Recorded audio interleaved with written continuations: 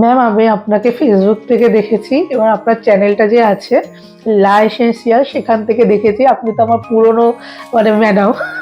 অনেক বছরের পর আপনার সাথে আবার আমার যোগাযোগ। তার মানে যদি তুমি মানে লা এসেনশিয়ালসটা না করতাম, না ওপেন করতাম, তাহলে তুমি আমায় খুঁজে পেতে? না। খুঁজে পেতে না। আচ্ছা, মাম্পি, তুমি, আমার মনে হয় তুমি যখন আমার কাছে শিখতে তখন মনে হয় তোমার বিয়ে হয়নি, না? না, একদমই 2015-16। 2015 বিয়ে হয়েছে? না, আমার হচ্ছে 17-তে বিয়ে হয়েছে। 14 কি 15 ব্যাচে ছিলাম। 14 বা 15 ব্যাচে 15 তুমি ব্যাচে ছিলে? ছিলাম। আচ্ছা, ওটা 2000-এরই ছিল, তাই না? 2015-16 ব্যাচে তুমি ছিলে। হ্যাঁ হ্যাঁ, আর তোমাদের ব্যাচটা আমার মনে হয় আফটারনুন ছিল, না? আফটারনুন ছিল।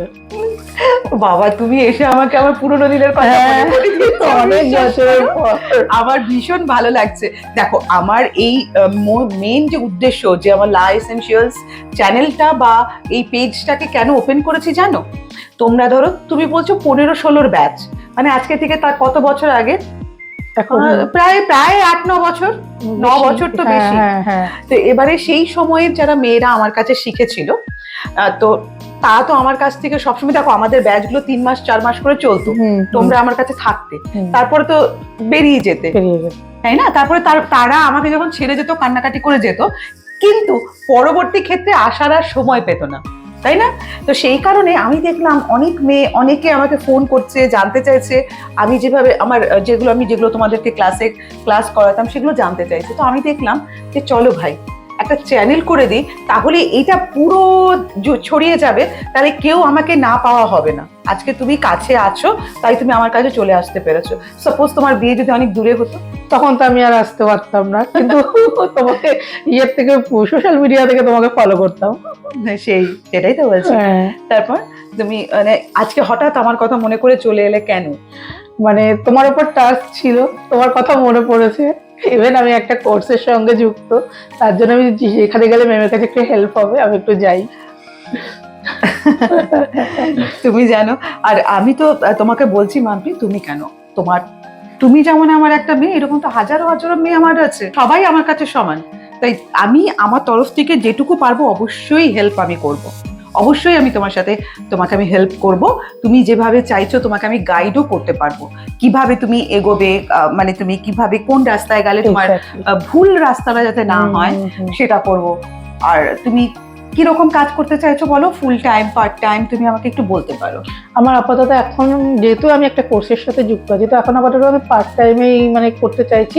কোর্সের পরে তখন আমি ফুল টাইম মানে লেবার দিতে পারবো, কাজ করতে পারবে, কারণ বাচ্চা ছোট বলে। বাচ্চা ছোট আমার।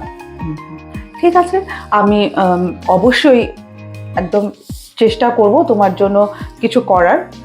আর আমি তো কিছু করব না, যা কিছু করায় উপরওয়ালা, ভগবানের উপরে বিশ্বাস, ইউনিভার্স যা করবে তাই হবে।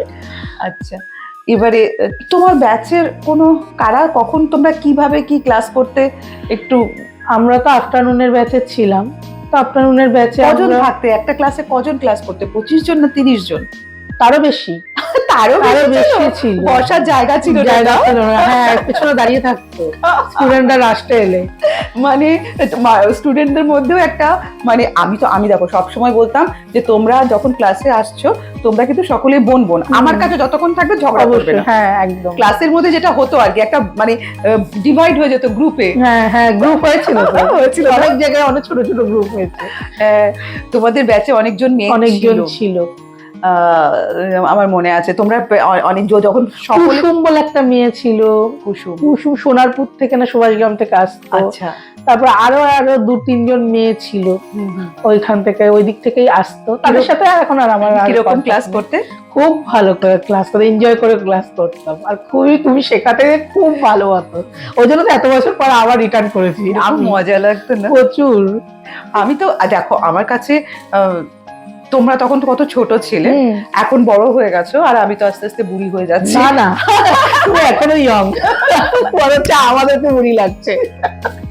তোমাদেরকে যখন শেখাচ্ছিলাম সেই সময় আমার কাছে মাও শিখে গেছে, তার মেয়েও শিখেছে, এরকম আমার কাছে স্টুডেন্ট আছে। আচ্ছা, তো সেটাই বলছি যে তোমাদেরকে শেখাতে শেখাতে তোমরা তো বড় হয়েই গেছো, এবং আমিও আস্তে আস্তে বুড়িদের বুড়ি না না না না, এটা বলবে না, ওটা বলবে না প্লিজ। আর তো আমি তো ওই জন্য না তোমাদের সকলকে বলি, আমাকে পুরনো মেয়েরা বলে যে ম্যাম কি করব না, আমি বললাম যে দেখো তোমাদের জন্য লা এসেনশিয়ালস ওপেন করেছি, এমন নয় না সকলের জন্য, কিন্তু আমার এরকম আজকে তো একজন মেয়ের সঙ্গে আমি কথা বলছি, এরকম হাজার মেয়ে আছে, তাই না?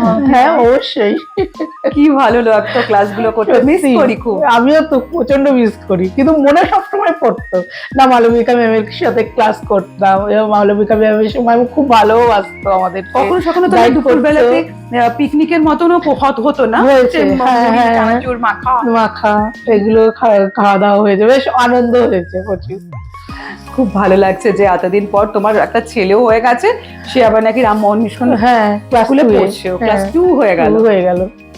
মানে ছেলের বয়সে 8 বছর হয়ে যাবে মার্চের 28 তারিখ। তাহলে তাহলে চিন্তা করো যে কতগুলো দিন জীবনের, সেটাই তো বলছি যে একটা একটা করে দিন কেটে যায়। কেটে যাচ্ছে, হ্যাঁ, তো সেই জন্য আমি বলি যে সবসময় ভালো কাজ করতে। অবশ্যই। তুমি যদি অনেস্ট থাকো তুমি অবশ্যই এগিয়ে যাবে। যদি কোনো আমরা খারাপ কাজ করি, কখনো কোনো মনে মনে লোকের খারাপ চাই, তাহলে দেখবে আমরা কোনোদিন ওখানে স্টে করে যাবে, সে আর এগোতে পারবে না। একদম। আজকে তোমাকে এখানে পেয়ে আমার খুব ভালো লাগছে, সেই 2015-16 এর কথা মনে পড়ছে।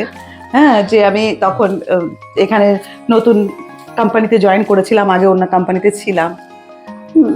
তো আগের যে কোম্পানিতে ছিলাম অ্যাজ এ ট্রেনার ফ্যাকাল্টি, তাদেরকেও যেমন আমি খুব মিস করি, তোমাদেরকেও মিস করি। তোমরা শুধু এইটুকু জানো যে নামটা আমি একটু ভুলে যাই, হ্যাঁ, কিন্তু নামটার সঙ্গে যখন মুখটা মিশে যায় তখন কিন্তু মনে পড়ে যায় আমার। ওই জন্য আমি আমার পাকে ছবি পাঠিয়েছিলাম, দেখো চিনতে পারো কিনা, দেখে না তুমি চিনতে পেরেছো। চিনতে পারবো না তোদেরকে। এবং কালকে যখন তোমার সাথে আমার দেখা হলো, রাস্তায় দেখা হলো লর্ডসের মোড়ে, তখন তো তুমি আমাকে চিনতেই পেরেছো অলরেডি। চিনবো না? আমার কাছে আমার স্টুডেন্টটা যে কত প্রিয় মানে বোঝাতে পারবো না। আমাদের কাছেও তুমি অনেক প্রিয়, বিশেষ করে আমার কাছে। তাদেরকে যখন পাই, সেই বর্ষা গেছে, গ্রীষ্ম গেছে, শীত গেছে, 3টে মাস তো ক্লাস তো তোমরা আমার সাথে করতে, একদম প্রত্যেক দিন ক্লাস হতো, কোনোদিন মিস করিনি ক্লাস, প্রত্যেক দিন এসছি গেছি, কবে থেকে পথ চলা একসাথে। হ্যাঁ। আচ্ছা মাম্পি, এই তো তুমি তো আগে যেগুলো করেছো, অনেক কাজ করেছো, এখন বিয়ে হয়েছে, আলাদা জীবন, তুমি ভবিষ্যতে কি নিয়ে এগোতে চাইছো? আমি রিসেন্টলি একটা ইন্ডাস্ট্রির সাথে যুক্ত, আমি সেখান থেকে আমি মেকআপ নিয়ে এগোতে চাই, ফিউচারে আমি একজন ভালো মেকআপ আর্টিস্ট প্রফেশনাল হতে চাই। ঠিক আছে, তুমি মেকআপ আর্টিস্ট হলে, কিন্তু তাই বলে বিউটির যে ট্রিটমেন্টগুলো দেওয়া, স্কিন বলো, হেয়ার বলো, তো সেগুলো তুমি করতে চাইছো না? স্কিনের দিক দিয়ে আমি করতে চাইছি। দেখো, আমি তোমাকে আগেও বলেছি, এখনো বলছি, সাপোজ আমরা যেখানে বসে কথা বলছি, এইখানে যে আমরা যখন বসে কথা বলছি, এখান থেকে বেরোবার রাস্তা কটা আছে? মানে ধরো সাপোজ আমরা এখান থেকে বেরোবো, ঘর থেকে বেরোবো, কোন রাস্তা, কটা রাস্তা? একটা রাস্তা আছে। সাপোজ ধরো কোনো অনেক গুন্ডা, অনেক চোর ডাকাত এসে আমাদের সামনের সেই এন্ট্রান্সটাকে আটকে দিল, তাহলে কি আমরা বেরোতে পারবো না? কারণ কি অন্য কোনো রাস্তাই নেই। আজকে যদি আমাদের আটা পেছনের দিকে রাস্তা থাকতো, আরেকটা ওই দিকে রাস্তা থাকতো, তাহলে একদিকে রাস্তা যদি কেউ আমাদেরকে মারতে আসতো, আমরা অন্যদিকে রাস্তা দিয়ে বেরোতে পারতাম। অবশ্যই। আমি তোমাকে বলবো যে জীবনে কোনো জিনিসটা আটকে রেখো না। আজকে তুমি মেকআপ শিখছো, মেকআপ তোমার ভালো লাগছে, তুমি মেকআপ নিয়ে এগোতে চাও, অবশ্যই এগোবে, কিন্তু দেখো আমাদেরকে তো রোজগারটাও করতে হবে।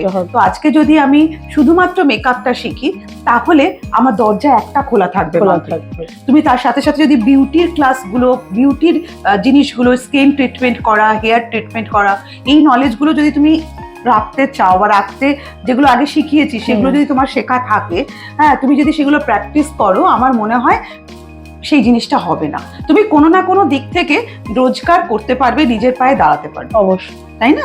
তাই জীবনের কোনোদিন একটা দরজা খোলা রেখো না, অনেকগুলো দরজা খোলা রাখবে, হ্যাঁ, যাতে তুমি একটা জায়গায় আটকে গেলে আবার আরেকটা জায়গায় যাতে আটকে না যাও। সাপোজ বিয়ের সিজন কোনো সিজন শেষ হয়ে গেল, তুমি মেকআপটা পেলে না, না। বাকি 6 মাস তুমি কি করবে? তখন সেই সময় তো তোমাকে সেইগুলো ওই ভাবতে হবে। তুমি হ্যাঁ। মানে ফেসিয়াল থেকে শুরু করে, স্কিন ট্রিটমেন্ট থেকে শুরু করে, হেয়ার কাটিং, হ্যাঁ। হেয়ার ট্রিটমেন্ট থেকে শুরু করে তুমি সবকিছু নিয়ে কাজটা চালাতে পারবে, বসে যাবে না। না, আমি আমার ছেলে মেয়েদেরকে কিন্তু সেটাই বলি, অ্যাটলিস্ট জীবনটাতে আটকে যাবে না, তাই অবশ্যই। দরজা খোলা রাখা সব দরকার। দিক শিখে রাখা দরকার, তাই না? একদম। হ্যাঁ। ম্যাম, আপনি কি পার্সোনালি এখন আবার শেখান? হ্যাঁ, আমি তো এখানে বিউটির ক্লাসগুলো মেইন স্ট্রিমে করাই।